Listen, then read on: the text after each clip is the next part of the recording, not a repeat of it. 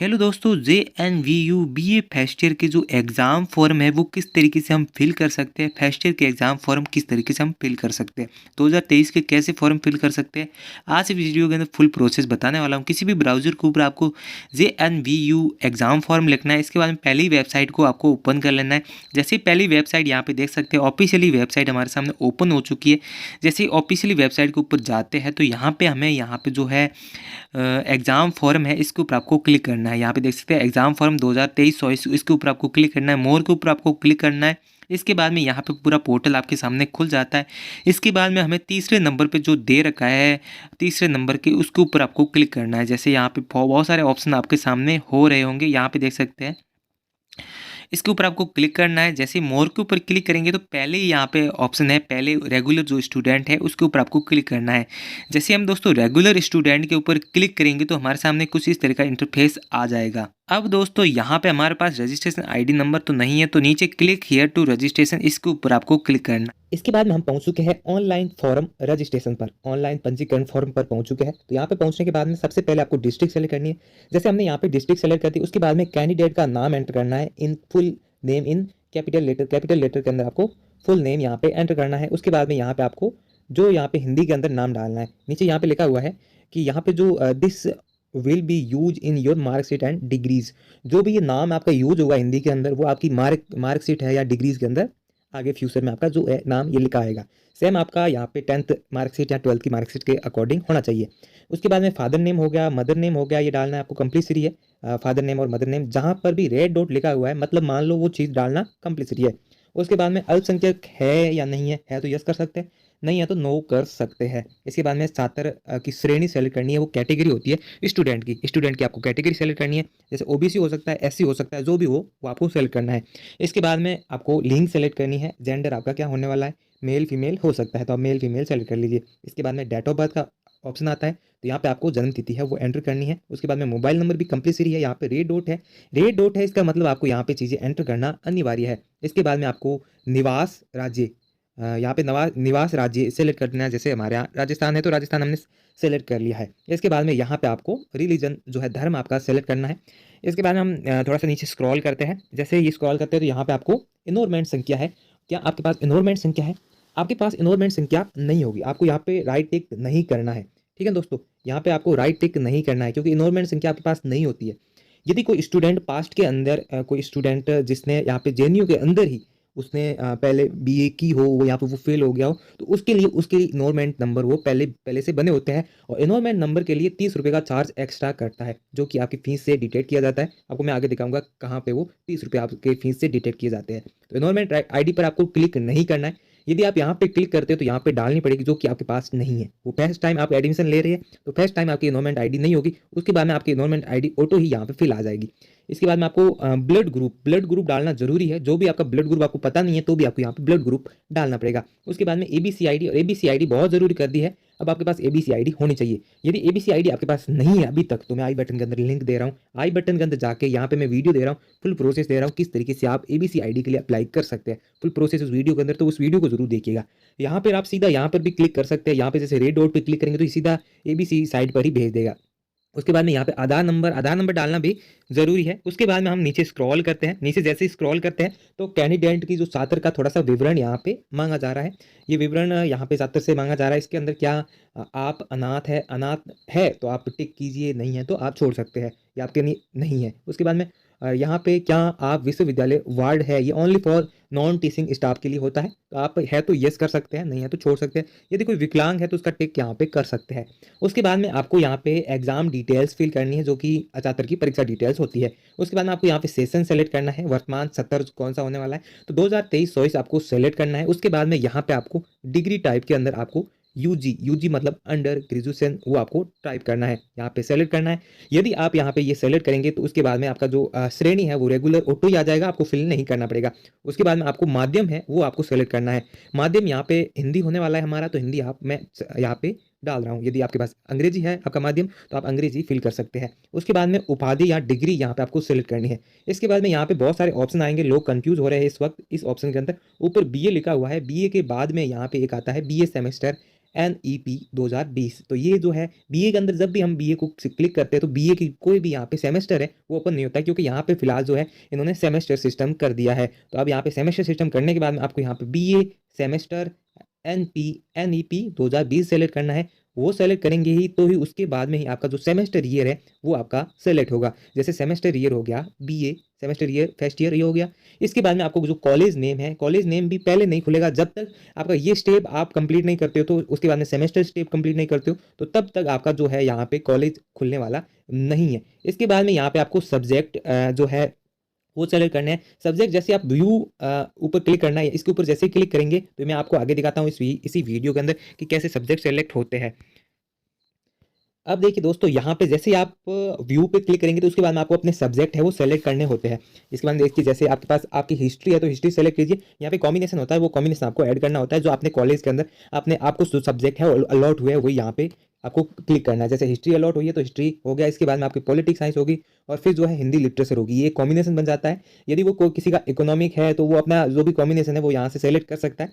इसके बाद में और किसी की जियोग्राफी और ये कॉम्बिनेशन इनका बनता है सोशियोलॉजी और यहाँ पे इनका कॉम्बिनेशन है तो इस हिसाब से कॉम्बिनेशन आप ये बना सकते हैं और फिर यहाँ पे आपकी जो है सेलेक्ट हो जाएगी ये।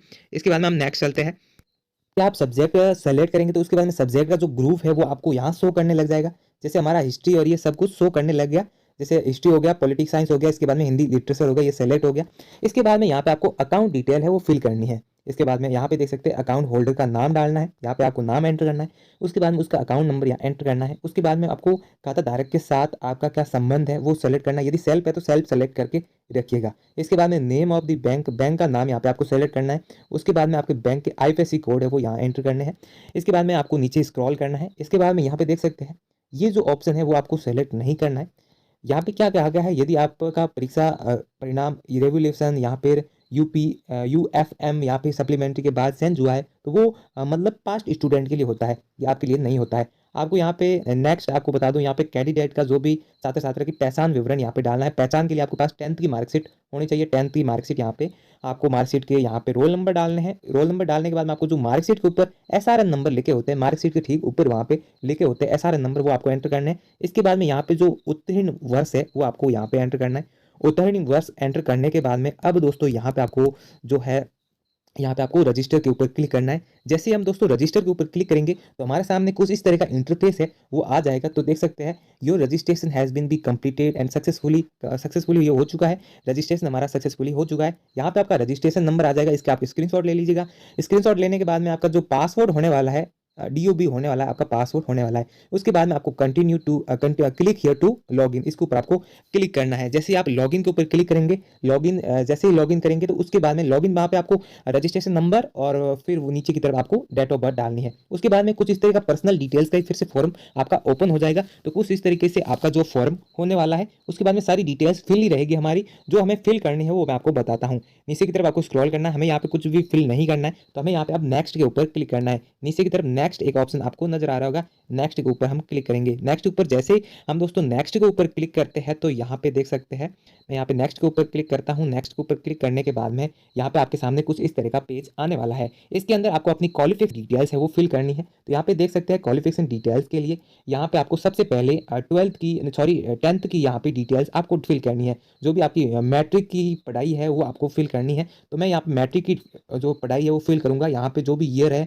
यहाँ पे बोर्ड है वो सेलेक्ट करना है। उसके बाद में यहाँ पे जो सब्जेक्ट है वो डालने हैं, मार्क्स डालने हैं, कुछ इस तरीके से आपको यहाँ पे डालने हैं। जैसे मैंने यहाँ पे डाल दिया है, आपको कुछ इस तरीके से सब्जेक्ट डालने हैं आपको ये जो होने वाला है। उसके बाद में आपका जो यहाँ पे मैक्सिमम मार्क कितने हैं आपकी मार्कशीट के अंदर, मैक्सिमम मतलब होते हैं सभी मार्क्स यहाँ पे कितने हैं। जैसे यहाँ पे मैंने यहाँ पे क्या किया है, यहाँ पे जितने मार्क्स थे जैसे 700 में से थे, 10वीं के 700 में से आते हैं तो 700 में से 460 मार्क्स आए थे तो 460 मार्क्स मैंने क्या किया मार्क प्राप्तांक में डाल दिया। यहाँ पे हिंदी में भी आपका लिखा हुआ है तो आप आसानी से इस चीज़ को समझ सकते हैं। इसके बाद में आपको वैसे ही आपको 12th का भाई यहाँ पे डाल देना है। 12th के अंदर यहाँ पे मार्क्स अधिकतम मार्क्स कितने थे और प्राप्तांक कितने थे। इसके बाद में आपको सेव पे जरूर क्लिक करना है। करना है, कोई भी आप काम करते हैं तो सेव ज़रूर कीजिएगा, वरना आपका जो भी काम किया हुआ है वो आपका यहाँ पे चला जाएगा, फालतू वेस्ट हो जाएगा। इसके बाद में आपको नेक्स्ट के ऊपर आपको क्लिक करना है। नेक्स्ट के ऊपर जैसे ही आप क्लिक करते हैं तो आपको कुछ इस तरह का डैशबोर्ड आ जाता है। इसके अंदर आपको एड्रेस फिल करना होता है, तो यहाँ पे देखिए एड्रेस फिल कर लेना है आपको। फिर यहाँ पे जो मोबाइल नंबर है वो यहाँ पे एंटर करने, मोबाइल नंबर आ ही जाते हैं यहाँ पे।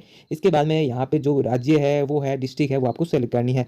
इसके बाद में यहाँ पे आ जाते हैं कुछ इस तरीके से आपको एड्रेस फिल करना है जो आपके सामने स्क्रीन पे दिख रहा है। तो कुछ इस तरीके से आपको एड्रेस फिल करना है, अपना पिन कोड डाल देना है, पिन कोड जरूर डालना है। इसके बाद में आपको जो एड्रेस यहाँ पे आप फिल करें, जो यहाँ पे आप फिल कर रहे हैं एड्रेस, उसको यहाँ पे फिल करने के लिए आपको सेम एज के ऊपर क्लिक करना है। यदि आपका परमानेंट एड्रेस और जो कॉर्पोरेशन एड्रेस है वो सेम ही है तो ही यहाँ पे आपको क्लिक करना है। यदि आपका परमानेंट एड्रेस और यहाँ पे कॉर्पोरेशन एड्रेस चेंज है तो आपको यहाँ पे दोनों के अंदर चेंज एड्रेस फिल करना है। यहाँ पे देख सकते हैं हमारा कोई चेंजेस नहीं था। इसके बाद में हमें सेव के ऊपर क्लिक करना है। सेव के ऊपर जैसे क्लिक करेंगे तो नेक्स्ट के पेज के ऊपर आपको क्लिक करना है। सेव जरूर करना, ये याद जरूर रखना। इसके बाद में यहाँ पे डॉक्यूमेंट अपलोड के सेक्शन में हम पहुंच जाते हैं। यहाँ पे पहुंचने के बाद में आपको यहाँ पे पासपोर्ट साइज अपना फोटो अपलोड करना है। यहाँ पे आपको ध्यान रखना है फोटो यहाँ पे 100 KB से ज़्यादा नहीं होना चाहिए, 100 KB ही लास्ट के जो है साइज रहने वाली है। इसके बाद में हम यहाँ पे सेलेक्ट करेंगे और फिर यहाँ पे हमें सिग्नेचर अपलोड करना है। सिग्नेचर की साइज वो सेम रहने वाली है, सिग्नेचर भी अपलोड करना है। यहाँ पे जो टाइप रहने वाला है फोटोज़ का, यहाँ पे JPG, यहाँ पे PNG, यहाँ पे BMP या PDF फाइल भी सपोर्ट ये करता है। तो यहाँ पे जो मार्कशीट आप अपलोड करें वो 12th की यहाँ पे मार्कशीट अपलोड करनी है। लास्ट ईयर कह रहा है, मतलब लास्ट ईयर की मार्कशीट है 12th की, 12th आपने लास्ट की थी तो 12th की मार्कशीट यहाँ पे अपलोड करनी है। 12th के यहाँ पे 2 पेज होते हैं, पिछला और जो फ्रंट हो गया और रियर पेज, दोनों यहाँ पे आपको अपलोड करने हैं। यदि नहीं करते हो तो यहाँ पे रिजेक्ट हो सकता है फॉर्म। दोनों PDF के अंदर आ जाते हैं और PDF ही आपको अपलोड करना है। उसके बाद में आपको सेव पे क्लिक करना है। जैसे ही सेव पे क्लिक करेंगे तो आपका फोटो है यहाँ पे कुछ इस तरीके से शो करने लग जाएगा। फोटो शो होने के बाद में आपका सिग्नेचर भी कुछ इस तरीके से शो हो जाएगा। इसके बाद में आपको एक बार अपनी जो मार्कशीट है वो आपको यहाँ पे देख लेनी है। व्यू मार्कशीट के ऊपर जैसे ही क्लिक करेंगे तो आपका जो मार्कशीट है वो डाउनलोड हो जाएगा एक PDF के रूप में।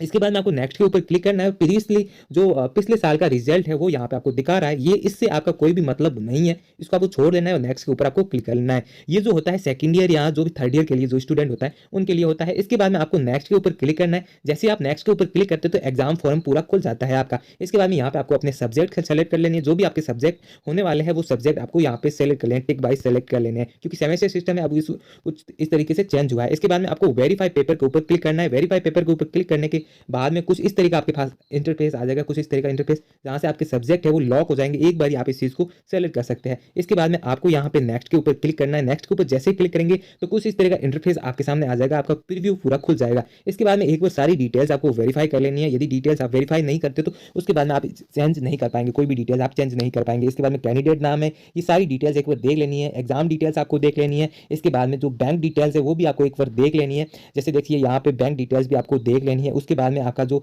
बोर्ड के जो भी मार्क्स है वो सही डले हुए कि नहीं डले हुए, यहाँ पे 10th की मार्कशीट, वो सारी चीजें देख लीजिए। उसके बाद में नेक्स्ट के ऊपर क्लिक कीजिए। जैसे ही नेक्स्ट के ऊपर क्लिक करेंगे तो यहाँ पे एक और प्रीव्यू आपका खुल जाएगा। प्रीव्यू के अंदर आपका एड्रेस होगा। एड्रेस के बाद में यहाँ पे देख सकते हैं, एड्रेस के बाद में आपका जो परमानेंट एड्रेस और कॉर्पोरेशन एड्रेस आपके सामने शो करेगा। उसके बाद में अपलोड फोटो और अपलोड सिग्नेचर का ऑप्शन आएगा आपके सामने। यहाँ पे यही जो है अपलोड हुए हैं। यहाँ पे मार्कशीट आपकी यहाँ पे नहीं देखेगी, यदि वो JPG के अंदर होती तो ही यहाँ पे देखती। हमने PDF फॉर्मेट के अंदर यहाँ पे अपलोड की, इस वजह से हमें मार्कशीट है यहाँ पे शो नहीं हो रही है। इसके बाद में हम नेक्स्ट के ऊपर क्लिक करेंगे। जैसे नेक्स्ट के ऊपर क्लिक करेंगे तो यहाँ पे जो हमारा जो फीस वाला यहाँ पे पोर्टल है वो ओपन हो जाता है। फीस में आप देख सकते हैं ऊपर आपका जो सब्जेक्ट कोड है वो आ जाते हैं। इसके बाद में यहाँ पे जो BA सेमेस्टर फर्स्ट सेमेस्टर इसके यहाँ पे फीस आ जाती है। एग्जाम फीस जो होने वाली है वो होने वाली है 900 रुपये। उसके बाद में जो इनरोलमेंट फीस की जो मैंने बात की थी शुरुआत वीडियो के अंदर, वही इनरोलमेंट फीस आपसे 30 रुपये ली जा रही है। उसके बाद में जो मार्कशीट फीस है वो आपसे 100 रुपये लिया जा रहा है। उसके बाद में आपका जो डाटा हैंडिंग चार्ज लिया जा रहा है वो 500 रुपये आपसे लिया जा रहा है। टोटल 1530 बनते हैं। 1530 के बाद में आपका जो ऑनलाइन फॉर्म फीस होता है वो 400 रुपये आपसे लिया जाता है। इसके बाद में यहाँ पे आपको क्लिक करना है। यहाँ पे क्लिक करने के बाद में आपको जो है यहाँ पे नाउ के ऊपर क्लिक करना है। जैसे हम दोस्तों पे नाउ के ऊपर क्लिक करेंगे तो हमारे सामने कुछ इस तरह का इंटरफेस आ जाएगा। इसके बाद में हमें यहाँ पे ICICI बैंक के ऊपर क्लिक करना है। ऑफलाइन के ऊपर हमें बिल्कुल भी क्लिक नहीं करना है। ऑफलाइन के ऊपर क्लिक करेंगे तो यहाँ पे जो है ऑफलाइन फॉर्म फिल होने वाला है। यदि यहाँ पे ICICI बैंक का भी गेटवे आप सेलेक्ट करते हैं तो सेलेक्ट आपको ऑनलाइन वाला करना है। उसके बाद में कंटिन्यू टू पेमेंट के ऊपर क्लिक करना है। जैसे कंटिन्यू पेमेंट के ऊपर क्लिक करेंगे तो यहाँ पे पूरा ICICI का पेमेंट गेटवे आपका ओपन हो जाता है। इसके बाद में हम यहाँ पे बहुत सारे मेथड आपके सामने आ जाते हैं। नेट कर सकते हैं, यहाँ पे नेट बैंकिंग से कटा सकते हैं। आपका डेबिट है तो डेबिट कार्ड से भी आप कटवा सकते हैं। ATM कहते हैं उसको, क्रेडिट कार्ड हो गया, या फिर UPI। हम UPI का जो ऑप्शन है उसको सेलेक्ट करने वाले हैं। जैसे हम UPI का ऑप्शन सेलेक्ट करेंगे उसके बाद में हमारा जो 1930 रुपये यहाँ से आपको दिख रहे हैं, 1930 प्लस यहाँ पे जो मोबाइल नंबर वो भी आपका शो हो रहा होगा। इसके बाद में यदि आपके पास है VPI ID, VPI मतलब UPI ID होती है, UPI ID है तो ठीक है, वरना आप QR कोड के ऊपर क्लिक करके आप प्रोसेस के ऊपर क्लिक कर सकते हैं। जैसे ही हम प्रोसेस के ऊपर क्लिक करेंगे तो हमारे सामने क्यूआर कोड आ जाएगा। क्यूआर कोड को आपको स्कैन करना है, स्कैन करने के बाद इसके ऊपर आपको पेमेंट कर लेना है। इसके बाद में कुछ इस तरह का इंटरफेस आपके सामने आने वाला है। ऐसा इंटरफेस आने के बाद में आपको यहाँ पे सेंड एनीवे के ऊपर आपको क्लिक करना है। यहाँ पे गो बैक के ऊपर बिल्कुल भी क्लिक नहीं करना है। सेंड एनीवे पे क्लिक करने के बाद में आपका कुछ इस तरह का इंटरफेस आपके सामने आ जाएगा। तो यहाँ पे देख सकते हैं, यहाँ पे देख सकते हैं आपको कांग्रेचुलेशन कह रहा है ये, your payment is successfully done and click to here continue. यहाँ पे आपको क्लिक करना है कंटिन्यू पे। तो उसके बाद में फिर से आपको लॉगिन करना है पोर्टल पे, आपको मैं बताता हूँ। उसके बाद में दोस्तों क्या करना है, आपको लॉगिन के ऊपर क्लिक करना है, लॉगिन कर लेना है इसको। लॉगिन करने के बाद में आपको मैं दोस्तों बताता हूं, जैसे आप लॉगिन करते हैं, लॉगिन करने के बाद में यहाँ पे जैसे ही लॉगिन करेंगे तो ऊपर की तरफ आपको स्क्रॉल करना है। ऊपर की तरफ आपको यहाँ पे जो है डाउनलोड का एक सेक्शन आपको ओपन हो जाएगा। डाउनलोड के सेक्शन के ऊपर आपको क्लिक करना है। उसके बाद में आपकी जो भी डिटेल्स, जो भी यहाँ पे फॉर्म्स होंगे वो आपको डाउनलोड कर लेने हैं। उसके बाद में आपको प्रिंट कर लेने हैं। तो कुछ चीज डाउनलोड हो जाएंगे, तो आप वो डाउनलोड करेंगे तो डाउनलोड सारे के सारे वहाँ पे हो जाएंगे। तो यहाँ पे फुल प्रोसेस आपको पता चल गई होगी कि किस तरीके से हम जो है फॉर्म है वो सबमिट कर सकते हैं। यहाँ पे जो जेएनयू का है, जेएनयू का हम फॉर्म किस तरीके से यहाँ पे सबमिट कर सकते हैं, जेएनयू का बीए फर्स्ट ईयर का फॉर्म हम कैसे फिल कर सकते हैं। तो दोस्तों इस वीडियो में बस इतना ही, और वीडियोस के लिए चैनल को जरूर सब्सक्राइब कीजिए। थैंक